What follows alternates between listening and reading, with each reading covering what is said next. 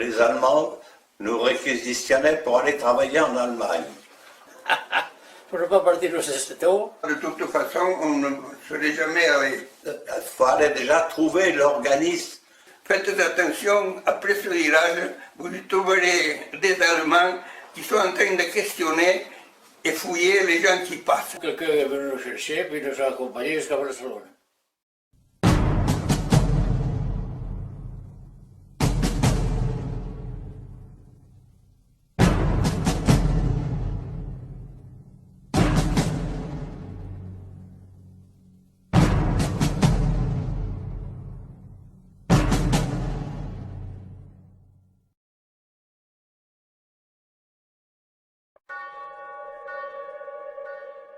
Contrairement à Paul, qui, malgré les réticences de quelques officiers français collaborationnistes, a réussi à passer par Marseille, Marc et Albert, eux, sont passés par l'Espagne.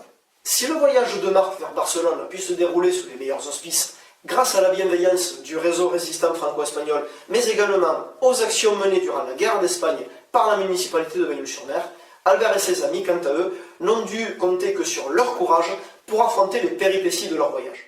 On est resté 5 mois à Barcelone. On était libres.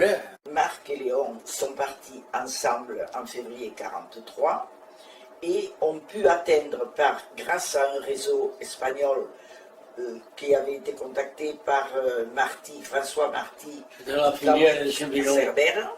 Donc ils sont arrivés Cheminot français et à espagnol étaient Barcelone. d'accord. Là, à Barcelone, ils ont été dans un premier temps hébergés à l'hôpital français, puis dans des hôtels, des pensions de famille, donc il y allait tout au long de la Rambla, dans ces petites rues qu'il y a. Et eux ont été voir, donc, avec les adresses qu'ils avaient, Léon et Marc, ont tâché, et les premiers qui sont allés, ils sont allés chez les Masses. Nous voilà dans le train, et parti. Arrivé à Moulins, plop, le train s'arrête. Ah, contrôle, les deux porte-bouches, personne ne peut sortir. Celui qui a voulu sortir, et il l'a attrapé, qu'est-ce qu'ils en ont fait, on ne sait pas. Bon, alors là, on s'est pas laissé émotionner, fallait pas laisser émotionner. On a continué à gueuler aux cartes, alors papier, bon, papier, on donne les papiers, contrôle, good, on rend les papiers, good, voilà. Alors, ça c'était donc à Moulins. Alors, à Moulins, parce que là, c'était la ligne de démarcation. On est donc passé, un coup que ça a été bon, le train est reparti, on est donc arrivé à Limoges. À Limoges, alors là, il s'était organisé, il y avait une camionnette qui nous attendait, les gens interceptés à la gare, les gars, les engagés pour le 12e train. Bon, on n'était pas engagés, on avait dit qu'on était là, mais on n'était pas, aux conditions étaient qu'on rejoignait le 12e train à Limoges, mais là, à Limoges, on allait contracter un contrat pour le 27e train d'Alger. Le lendemain matin, on descend en bus vers Figueras, et dans cet bus, il y avait déjà quelques évadés de France en menottes et des gardiens qui les surveillaient. Mais la personne, le maire d'Espouille a dit aux carabiniers, ceux-là, vous les laissez tranquilles, ils sont à moi. Alors on a pu descendre jusqu'à Figueres sans être menottés, tranquille. Arrivé à Figueras, on nous amène dans le commissariat, ils nous commencent à poser des questions. Comment vous êtes passé, à quelle heure vous avez passé, par où vous êtes passé. Monsieur Levent, François, le copain qui était le plus bavard, et qui connaissait mieux que moi le corps de Bagnols, a expliqué un petit peu ce qu'on faisait. Mais avec toutes ces questions, c'est pourquoi ils nous posent toutes ces questions. C'est plus qu'ils veulent nous faire des papiers pour traverser l'Espagne, et arrivé au consulat anglais.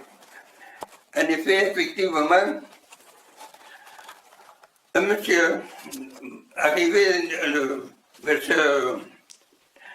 au commissariat et nous portait un plat de riz et des œufs crus. François Mayol, je le connaissais, il se lève devant la personne qui nous questionnait là, et il s'en va. Il va dans le couloir pour recevoir le plat de riz avec les œufs durs. La personne qui l'a interrogé, il se lève en même temps que lui. Il va dans le couloir et on entendit BAM! Une gifle. Il est sorti du couloir, François, tout penaud, avec la joue toute rouge.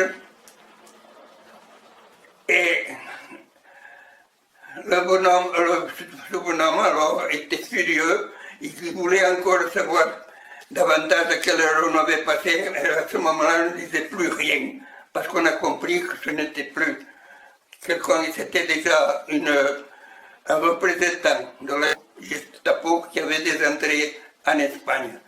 Il a confisqué le plat de riz, nous a fait rentrer avec les soldats, pas comme on les appelait les soldats, et les policiers espagnols.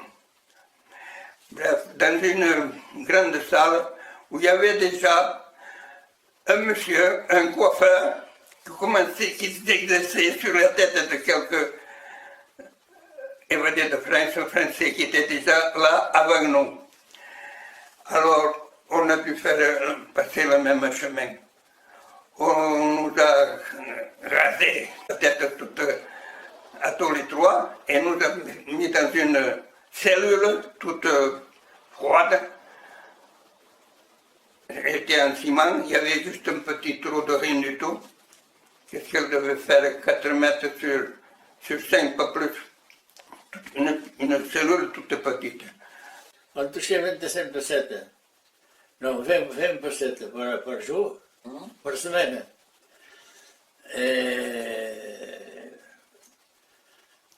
Pour le tabac, pour les choses. On donnait 15 pessetes par semaine, on regardait que 5 pessetes, ça nous faisait 15 pessetes. L'histoire du passage et qu'il a pu être hébergé convenablement à Barcelone commence déjà en 1936 au moment de la retirade, enfin la guerre d'Espagne. Il y a eu une association qui était suédoise qui est venue contacter dans des villages, des mairies ici pour savoir s'ils pourraient faire héberger des gens. Donc ils sont venus voir M. Vincent Azéma, qui était très ouvert à ça et très coopérateur.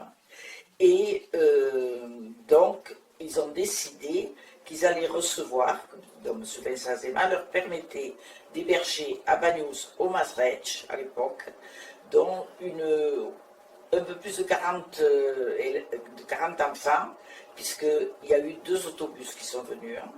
Donc, 40 enfants qui venaient du quartier de la Sagrada Famille à Barcelone, dont les parents avaient confié leurs enfants à cette institution. Donc, ils sont venus ici et ils sont restés jusqu'à la fin de la guerre d'Espagne. Et quand ils ont été très bien reçus, évidemment, ils étaient acceptés par toute la population à Banyuls. Et la municipalité, qui était à l'époque M. Azéma, M. Mestre adjoint avec M. Laclare, s'occupait très très bien de ses enfants. Et le père Laclare, qui était un père de famille, les avait en prenait de temps en temps. Le dimanche, il en prenait 2, 3 pour les avoir avec eux, pour les distraire un petit peu de ne pas rester là-haut. Donc ces enfants étaient très contents. Et les parents avec. Quand les parents ont pu revenir à la fin de la guerre, Franco leur a permis de venir les chercher ici. Donc ces parents ont dit à la municipalité, si un jour, on ne sait jamais, vous venez à Barcelone, voici nos adresses, venez nous dire bonjour. Donc ils avaient gardé ces adresses. Et le père Laclare, en particulier, donc, avait gardé 2 ou 3 adresses de gens qui ont continué après la guerre à venir ici. Hein. Puis nous encore, on est amis avec la famille Mas. Hein. Donc, ces enfants donc, sont repartis là-bas et vient la guerre et le STO, où les évadés, donc ce que l'on appelle les évadés, refusent d'aller au STO et passent par l'Espagne comme beaucoup d'autres. Et les masses, évidemment, reconnaissant de ce que la municipalité de Banyuls avait fait pour ses enfants, a dit, eh bien, nous, on va vous rendre l'appareil, on va vous héberger. Donc, évidemment, en payant une quote-part, puisque le consulat américain leur octroyait 15 pesettes par semaine à chacun. Donc, ils ont donné 10 pesettes. 20 pesettes par semaine, pesettes. on donnait 15 Voilà, pesettes. oui, ils avaient 20 pesettes, donc, et ils ont donné 15 pesettes à la famille Masse, qui les nourrissait, blanchissait, logeait, c'était déjà pas mal, hein. 3 gaillards comme ça, bon, ça leur a mis un petit peu de baume au cœur. Hein. Moi, je m'occupais de la petite. Ah, eh bien oui. Jean allait faire les courses et faisait la Eh bien cuisine. oui, et oui. Il aidait à la cuisine. Alors, Oui. Léon qui avait chose Et avec Léon ça. aussi aidait à la cuisine. Hein. Voilà, pour la petite, là, qui est morte là maintenant il y a pas longtemps. Quand son mariage, elle me présentait comme ça dit. Hein. Je l'avais dit. Hein. Oui, oui, la nourrice, oui. Elle avait Parce 2 ans. oui. je sais pas. Oui, elle avait 2 ans, et bon, pendant 6 mois, il s'en est occupé, quoi. Comme ça libérait la maman. Eh oui. Bon, donc, ils y sont restés, chez ces gens, jusqu'au 14 juillet, où il y a eu un convoi organisé, donc des évadés de France, en Espagne, qui les a amenés jusqu'au Portugal, où ils ont embarqué pour aller à Casablanca. C'est tout mal. Où ils ont, à Setúbal, voilà.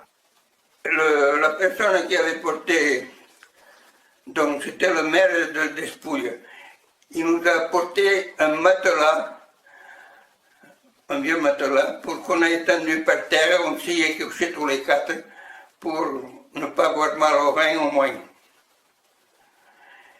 Alors eh bien, nous sommes frais, on ne savait plus rien.